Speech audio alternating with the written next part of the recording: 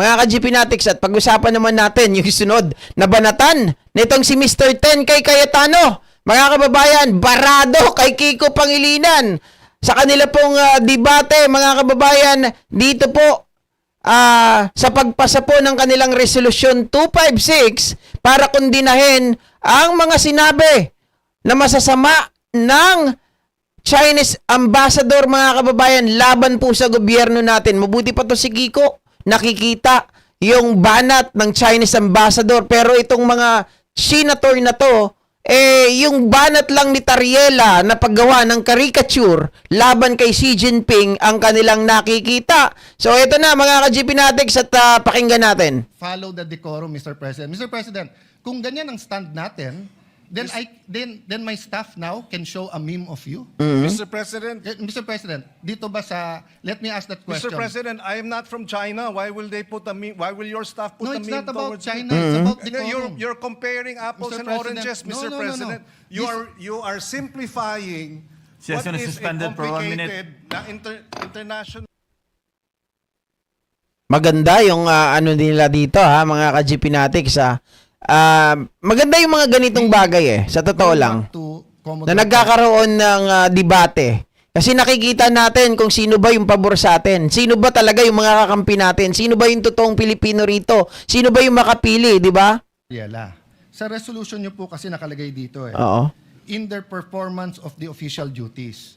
So, tinanong ng ambassador ng China sa DFA, official ba yan?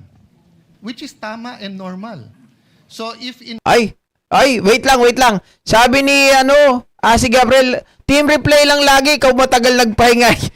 Ako pala. Di, bumalik naman ako, January 8, bumalik naman kami, Beijing, yung isang general doon ay maglabas ng caricature ni BBM, ipare-recall natin yung ambassador natin doon pag hindi siya nagtanong, nag-protest na bakit, at pag hindi sinabing official ba yon. Kasi yung Pangulo natin takes effort and time for good relations despite the dispute. Tapos yung general, naka-uniforme pa siya, on official time, will show this caricature. So my point, Mr. President, is naghahalo-halo kasi itong resolution na to kung ano tama at mali. Let's assume, I will not grant because hindi ko alam yung statements niyo, Mr. President. I have to admit that. Okay? Nagsasalita, hindi pala alam yung resolusyon. Hindi pala alam mo yung pinanggagalingan ng sinasabi nitong si Kiko Pangilinan. Ito yung sinasabi ko kanina sa inyo, ha. Itong mga senador or senator, mga kababayan, ay binabanatan nila itong si Jay Tariela. It is because of the caricature that he made, mga kababayan, nung siya po ay nagturo dun sa mga estudyante na tila pinagtawanan na itong si Xi Jinping. I have said before, matagal na, sabi kong gano'n, mga kababayan, the reason why he made this caricature, it is because, mga kababayan, itong mga taga-China, itong ambassador, palagi po niyang binabanatan ang administrasyon natin. Diba? Lagi pong binabanatan ang freedom of speech, freedom of expression, na ganito, ganito. Lagi po yan, mga ka-GPnatics. Pero itong mga senator na to ay hindi po pinapansin yun. Baliwala lang sa kanila. Now that Jay Tariela made, mga kababayan, yung pasabog na yan, bigla silang tinamaan, biglang nasaktan. Pero naghahalo din yung statement si Tariela. We cannot pass this resolution saying that Commodore Tariela is correct because he's wrong. If he just simply stated, I love the Philippines, I will fight for our territory, I'll fight for our sovereignty rights, I will do my duty, but sorry, dahil uminit ulo ko, nilabas ko to, pero hindi official yan. Tapos tayo. We beg to disagree, Mr. President, that Mr. Commodore Tariela is mistaken. So- we would not have put this resolution and authored it if we felt Mr. So Tariela. that's what I want to elicit. So the authors of this resolution is saying, Thank you, Sir Kiko. Thank you for standing beside Tariela. Di ba? Oh. pwede. So kung ang official ng presidente is to have certain decorum sa presidente ng China, pwede yung isang general hindi sumunod. Ang sa kanya, bastusin natin yung Pangulo Mr. ng isang President, bansa. that is his interpretation? No. Bastos yun. No, that is your interpretation. No. So if I ask them well, now... Mr. President, we beg to disagree. Can you show... Yeah. I totally agree, si Gabriel. Diyan nagsimula yan. Yung presidente natin na megaphone, diyan nagsimula yan. Kaya sumagot itong si Jay Tariela ng ganito, ng caricature, laban kay Xi Jinping sa China. The slide Mr. left. President, we beg Mr. to disagree. President, The Department of National Mr. President, Defense tignan niyo naman po.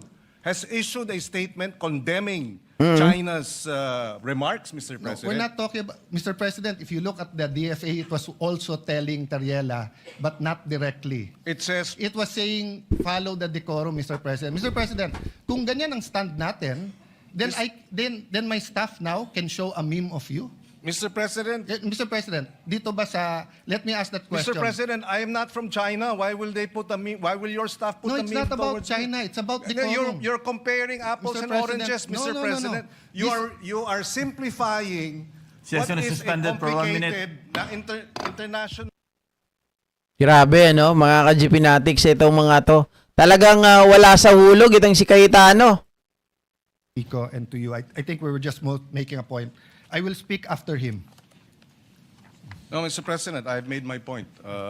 Just for the record also, the resolution does not make mention of the caricature, so I'm not sure where Yes.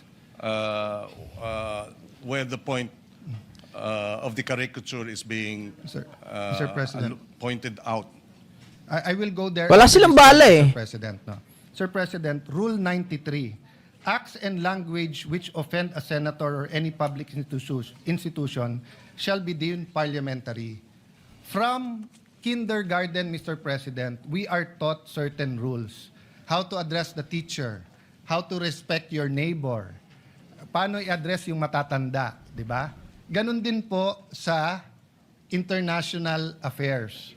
You do not mess with their flag and you do not mess with their symbol of authority, their king, sultan, prime minister, or president. That's why in this slide, Mr. President, it is very clear, yung official natin is, despite any dispute, si President Zelensky at President Putin, if you put them on the same room, magkakamayan yan.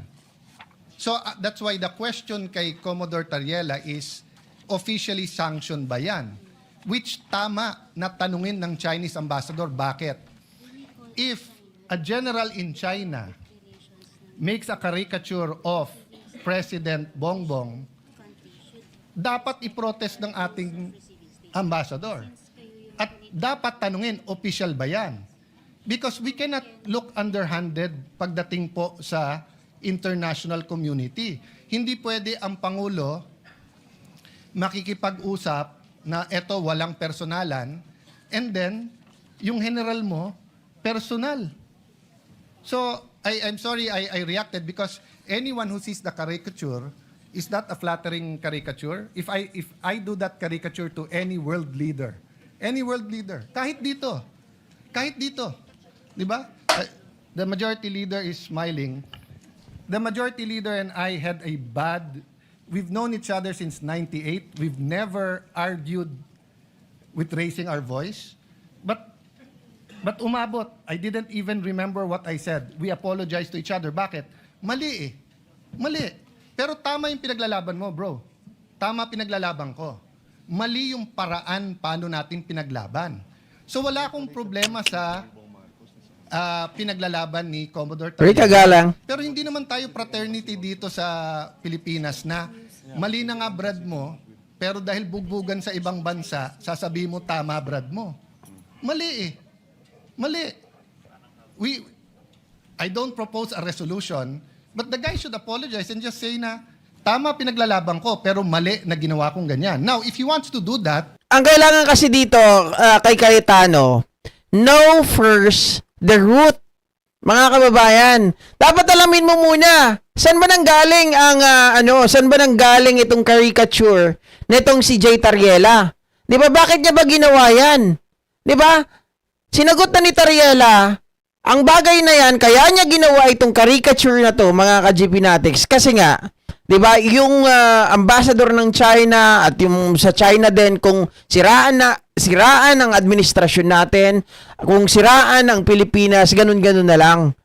'Di ba? Hindi ba nila alam 'yon? Nakafocus kagad sila dun sa caricature na ginawa ni Tariela na ito ay naka-uniforme, mga ka-GP Natics. Siguro, passionate lang talaga itong si Jay Tariela sa nakikita niya na bastos itong mga ito. So kung bastos, dapat babastusin din. 'Di ba? Sinabi nga yan ni Robin Padilla mga ka-GP Natics. Pero hindi rin alam ni Robin na nagsimula muna ang China bago si Jay Tariela. Sabi nga nila, respect begets respect. Kung pangit yung pinakita mo, ganun din ang ipapakita natin. 'Di ba? Sila, may pinakitang mali ang China, okay lang. Hindi sila iimik. But, kapag tayo ang sinita ng China because someone from our high-ranking official, mga kababayan, is fighting with them, di ba? Na buong tapang, anak ng tinapa, dito lang umiiyak na sa caricature. Hindi pa yan napuputulan ng daliri, mga ka-GP Natics. Caricature lang yan, pero pikon na sila, nagsusumbong na sa mga Chinator.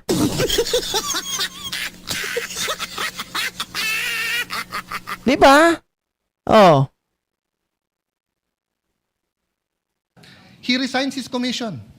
He can go around, he can join the media, he can be a blogger, he can be a professor, he can be like Ronald Llamas and call himself a influencer or a political analyst, di ba? But when you're in uniform,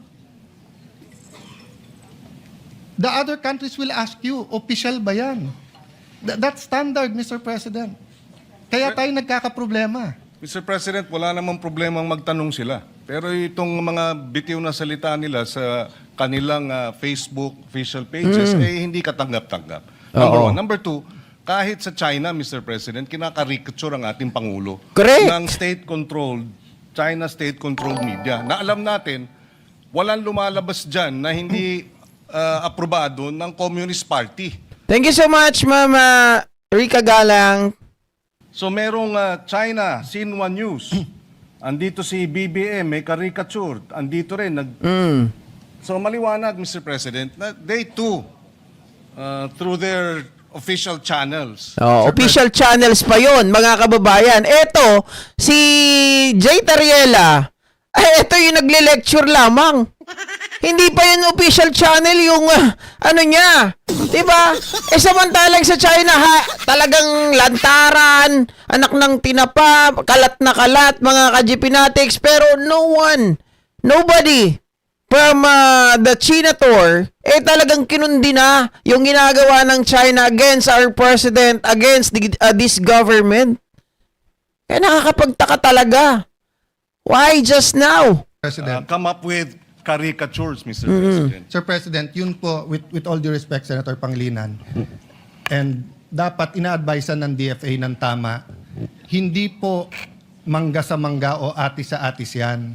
Communist countries, including Vietnam, Cuba, North Korea, pag news outlet nila, although alam natin in reality, may say sila, just like PTB4, in reality, hindi dapat, but in reality, kahit sinong administrasyon ay may say sa PTV4, is not considered track 1. Hindi siya track 1. So kung hindi ka track 1, pwede ka mag-caricature. Media yun kahit na alam ng Communist Party. So if our diplomat ask, is that official? Sasagutin ka, that's our news. Hindi kami. Which is deniable, Mr. President, and therefore okay lang. No, it's not okay lang. Well, It's not okay lang, Mr. President. Why It is the when we international- defend when our officials caricature, it's not okay. But when their state-controlled news caricatures, it's okay. No, Mr. President. There is Oo nga naman. So what's the issue? No, Mr. President, there's an international order in foreign relations. And when these countries that control state media... Doon pa lang basag ka na. Doon pa lang basag ka na. 'Di ba? Yung caricature natin hindi okay. Pero pag sa kanila, naka-airy pa, mga kababayan, on their national TV, 'di ba? Oh, mga ka-GP Natics, okay lang. Hindi kayo wala kayong sinasabi, you're not against them. Walang nagkukundina, walang humaharang, walang nagsasabi, "Uy, wag naman niyo kaming ganyanin." Magkano ba? Oh. Do it, it is accepted that it is not track one. But when democratic countries have generals who do that, it destroys the order. Nagmumukha tayong childish at bata, nasisira po ang kredibilidad mula sa Pangulo hanggang sa Secretary of Foreign Affairs. Kung hindi sila napapaya na ginagawa ng state news. Well, that's part of our freedom of expression. If they can do, 'di ba? Bakit hindi tayo pwede? Nakakatawa naman. Dapat nga tayo ang mas may karapatan dahil we have a freedom of expression. 'Di ba? That's part of the freedom of speech that we have. That's part of democracy. Oh. And hindi natin sila pinakikialaman kung maglabas sila ng mga caricature against our own president. So therefore, mas lalong hindi na tayo dapat nilang pakialaman kapag tayo maglalabas because meron tayong demokrasya na wala naman sila. Tama yung sinabi ni Erwin Tulfo dati. 'Di ba? Sino ang tao na magkukondina sa amin at magtatanong regarding democracy samantalang wala sila nun? Wala silang freedom of speech. Kahit sino mang tao na sasalungat sa kanila, dalawa lang ang pupuntahan, kulungan or mawawala. 'Di ba? So therefore, mga kababayan, wala talaga silang karapatan. News, tayo napapahiya. Oh. Kasi walang maniniwala na gagawin ng general yan at hindi siya ipagsosorry tapos sasabihin hindi siya opisyal. Well, again, Mr. President, if taken in isolation, and that's the difficulty here, the good senator is taking it in isolation. That was January 14. December pa lang, pinuntirya na ako. Si Senator Risa Ontiveros, the same. Nung nag-statement ang Congressman Laila and Congressman Jokno, tinira rin. Bakit hindi sila nagsasalita? Bakit, mga kababayan, tahimik sila? Bakit naka-zipper ang kanilang mga bunganga? 'Di ba? So, ganun yon. Dahil sila, mga kababayan, ay malaking bansa, so dapat hindi tayo magsasalita against them? Oh my God. Oh, come on. So, itong propensity to focus on Tariela because Oo. nagre-reklamo on China, it does not present the entire picture, Mr. President. Mr. President. This resolution would not have happened if it was just Mr. Tariela, Commodore Tariela they were complaining about. No, Mr. But precisely, it is a systematic propaganda campaign to discredit our public officials, to discredit our armed forces, Mr. President. Ganyan ang style. And the statement of the DND, if you look at it, if you read through it, they were saying, and they condemned the lies. Mr. President, they described it as lies, ang nilalabas ng China. And then dito tayo, nagre-reklamo sila dahil dito sa caricature. Sana naman medyo patas tayo dahil dito naman tayo sa atin, Mr. President. Suportahan naman natin yung ating Coast Guard. Sila ang tumataya dyan eh. At suportahan natin ang DND at ang ating men in uniform. Yun ang ating Mr. President. kagustuhan para maipasa itong resolusyon na ito that we stand behind our men in uniform. We oppose and we condemn the lies, the disinformation, and the maligning being undertaken by China against the senators, against congressmen, against our men in uniform. Mr. President, ganun lang kasimple ito. Hindi na dapat pinahaba pa at Correct. tatagal pa to, Mr. President. Tama, di ba, Mr. Jam? President, that's his opinion that hindi to pwedeng pahabain. This affects OFWs. This affects our ailing economy. Grabe, talagang, mga kababayan, parang yung tenga ni Cayetano, open dito, open din sa kabila. Pag sinabi Kiko Pangilinan, papasok dito, lalabas lang sa kabila. Hindi niya iniintindi. Bakit ngayon lang kayo nagsasalita? 'Di ba? Bakit hindi niyo kinukundina yung mga sinasabi ng China against this government, against our own officials? Pero kapag nagreklamo ang China, biglang-bigla kayong lulutang. Bigla-bigla kayong magsasalita. Is it because there's something, hindi natin alam kung may natanggap ba kayo? Kasi nakakapagtaka. Ang kinausap ng mga China o ng China, ng ambassador, 'di ba? Mga kababayan ay mga DDS.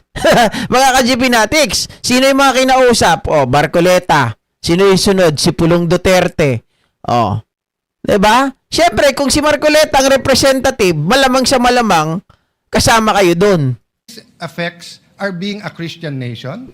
This affects moral ascendancy. Hindi mo pwedeng sabihin dahil mali kayo, mali na rin gagawin ko. Dahil ang Coast Guard tama, yung isang general na ng bastos, okay. So I take offense sa sabihin, dito naman kayo sa amin. Protektahan nyo naman Coast Guard. Kailan namin hindi protektahan ng Coast Guard, Mr. President?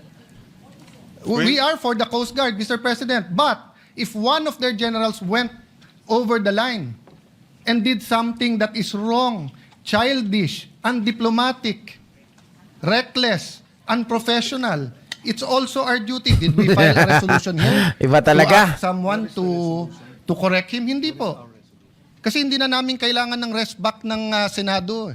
Pag kami nakakapag-debate sa Russian ambassador, American ambassador, hindi namin kailangan rest back ng Senate. Especially kung tama kami. But what we're asking sa resolution to is rest back ng buong Senado. Which I'll go to the other point because hindi tayo magkasundo dyan. So tingin nyo tama, bahala kayo. Well guys, kung iisipin natin, si Cayetano, ang dami ng sinabi. Okay? Ito si Cayetano, ang dami ng sinabi, pero hindi niya pa rin nababasa yung resolution 256 ni Kiko Pangilinan, mga kababayan, which is siya yung sponsor si Kiko Pangilinan. Hindi niya po alam, mga kababayan, yung resolution, yung pinaka-draft, yung nakapaloob sa resolution na yon. Pero kontra na kaagad siya. Mga ka-GPnatics, sabi nga ni Kiko, teka, di mo pa nababasa yung yung resolution. Tapos ikaw nakapokus ka na agad kay Tariela. Di ba? Because may mga anak kayo, may mga apo, tayong lahat. Dadating Oo. tayo dyan. Pwede mo ba sabihin sa anak mo, anak, pag mali sila, gumawa ka na rin ng mali. Anak, okay lang mang bastos kasi mas bastos sila eh. Anak, okay lang magbully kasi mas bully sila. Ako, hindi ko sasabihin yon. Ako, sasabihin ko, Ay, Mama Nanases, wag mo itapon. Sayang cellphone, sa akin mo itapon. Joke. Sasaluhin ko yan pag dinapon mo. At hindi yun ang sinasabi. hindi, yun ang sinasabi mo, Mr. President. I'm not yet Mr. finished. President, Kasi of course you said, tama We si beg to Tariela. disagree, Mr. Mr. President, I'm not yet finished. No? Well, we beg to So, disagree. Mr. President, this is the question. The resolution question statement. Sabi dito, whereas, in response to the public statements of the Embassy of the People's Republic of China, etc., etc., walang naka-attach ko anong statements nila. So, paano tayo magdidebate dito? That's why mahaba to eh. Mga pang 3 araw to. Iniisa-isa ko yung statements. Pinapakuha ko sa staff. Nagsumulala ako kay Tariela because tinitingnan ko statements ni Senator Risa. I think that's within her rights. She's been consistent with some of her, I may agree or disagree, but yun ang statement niya. I've been looking at the statement of the gentleman from Pampanga. You're a senator, you're a patriot. But yung kay Tariela, nakita ko kaagad eh. Tama yung iba niyang mga statements, pero mali yung ginawa niya na ganyan ang gagawin mo. Kasi pag ginawa kay President Bongbong yon, regardless kung opposition ako administrasyon, Isa lang nakikita natin dyan, ayaw nila si Tariela na manatili sa pwesto. Sa makatuwid, mga kababayan, si Tariela ay sakit sa ulo ng mga Chinese. Di ba? Sakit sa ulo, mga kababayan, ng Chinese ambassador, ng China. Siguro sabi nila ito, yung matigas to eh. Hindi natin kaya, palaban. pagtatanggol ko siya dahil mali eh. Ang mali is mali. Hindi pwedeng mali sila, mali na rin tayo. Tama sila, tama tayo. May tama tayo niyan. Tatamaan ka rin sa ulo niyan. How will we discuss and vote on this? Kung wala naman dito yung statements na Dexter pinipush mo. Baldistoy. So will the gentleman attach these questions and furnish the members of this this chamber. I don't think we ever passed a resolution. This is just 30 seconds, tapos na ako. On this point, we've never passed a resolution condemning anything without specifying what we're condemning. So, pwede bang sabihin, hindi ko gusto yung sinabi ni Senator Marcoleta sa CA. Hindi po. I saw the statement of Senator Lacson. I saw the other statements. Specify nila kung ano sinabi niya. Nakita ko statement ni Senator Marcoleta, clarify niya. At least malinaw. Eto parang carte blanche na lang. Lahat ng sabihin ng Chinese ambassador, mali. Paano kung sinabi niya, good morning? Paano kung sinabi niya, ni hao, good morning? Kinokondemn natin yon. Bawal na mag-good morning sa Pilipinas? Oh. Alam nyo kasi guys, ganito yan. Kung bakit ko nasabi na gusto nilang tanggalin si Tariela, na masakit sa ulo nila. Remember, mga kababayan, there was a time na bibili tayo ng barkong pandigma. Tama? Ng isang barko. Tapos, time to ni Digo nga, natatandaan nyo yon mga kababayan, yung ipinail nitong si dating Senator Antonio Trillanes, na merong isang official na hindi pumayag. Kasi nga, mga kababayan, worth billion ata yung halaga no. Nakalimutan ko na yung exact amount. Ngayon, sabi nung official, hindi ako papayag. Kasi billion o million, bahala na kayo dyan. Yun ang istorya. Tapos, yung presyo pang brand new. Pero yung ibibigay sa kanila, mga kababayan, ay pang tawag dito, second hand. 'Di ba? Refurbished. Sa makatawid, mga ka-GP Natex, hindi pumayag yung isang opisyal. Anong ginawa ni Digong doon sa isang opisyal? Tinanggal. Tinanggal sa trabaho, pinalitan. Ganon ang gusto nila mangyari dito. Kasi yung kasapakat nila doon, mga kababayan, 'di ba? Dahil alam nila yung tao na to, hindi nila makikinabangan eh. Ganito din yung style ng ginagawa nila kay Jay Tariela. Dahil hindi nila kaya, sirain natin yung credibility.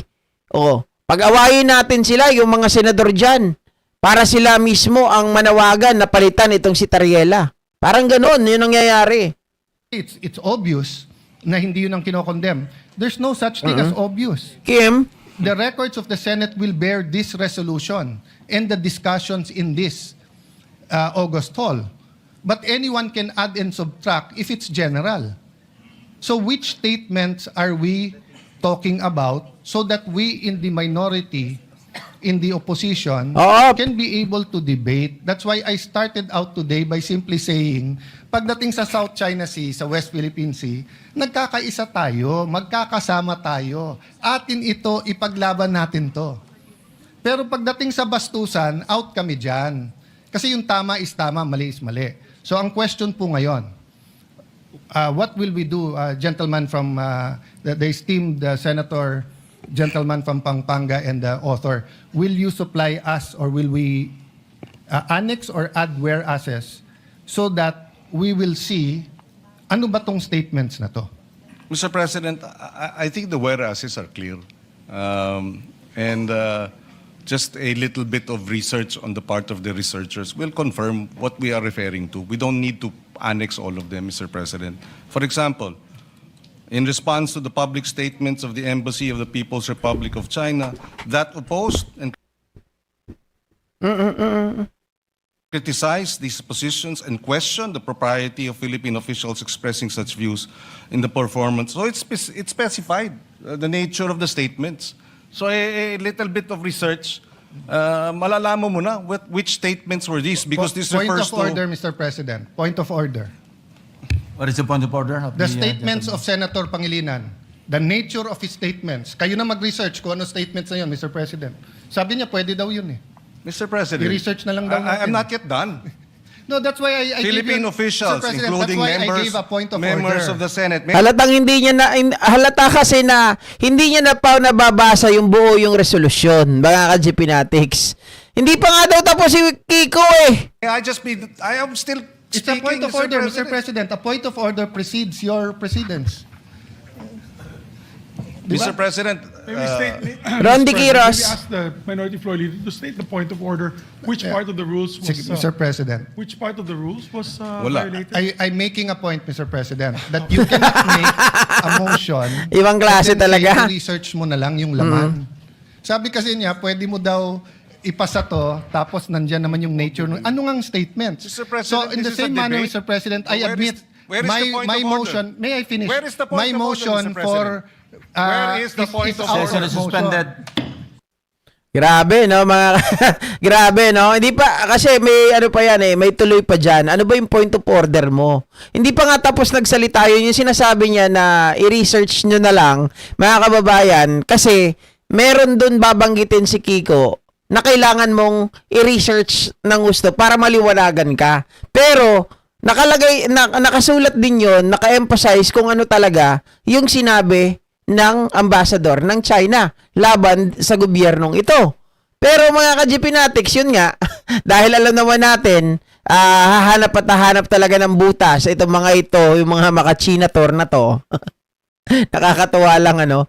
Nakakatuwa na nakakapikon, sarap kotongan eh. Gawain talaga ng mga DDS Senator yan, yung may nagsasalita pa pero sisingit at patitigilin. Correct. 'Di ba? Walang maasahan sa inyo, Chinator. 10K pro-China, pro-Duterte from the start up to the end. Anong mapapala namin? Wala ngang freedom of expression. Oy, Kat! Agoy, agoy. Pahiya. Okay. So, eto naman, mga kababayan. Daanan ko lang to, no? Daanan ko